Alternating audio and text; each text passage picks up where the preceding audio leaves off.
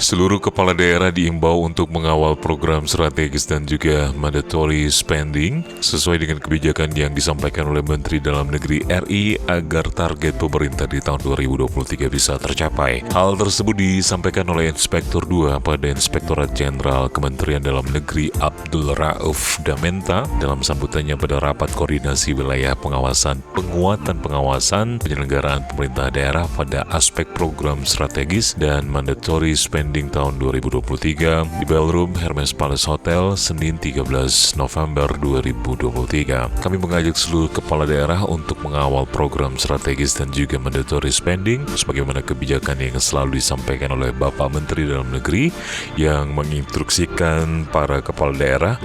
untuk mengambil langkah strategis di wilayah masing-masing agar target pemerintah di tahun 2023 bisa tercapai, ujar Damenta.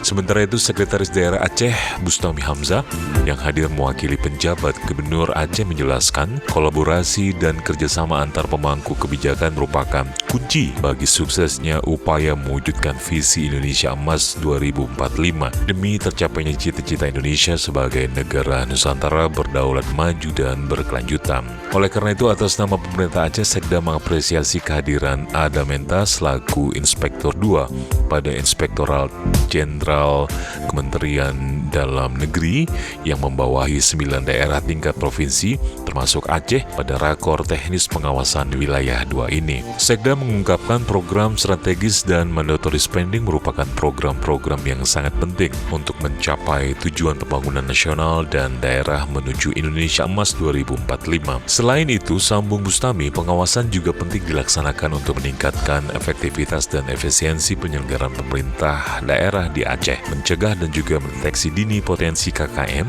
dalam penyelenggaraan pemerintah daerah di Aceh, serta meningkatkan akuntabilitas dan transparansi penyelenggaraan pemerintahan daerah di Aceh.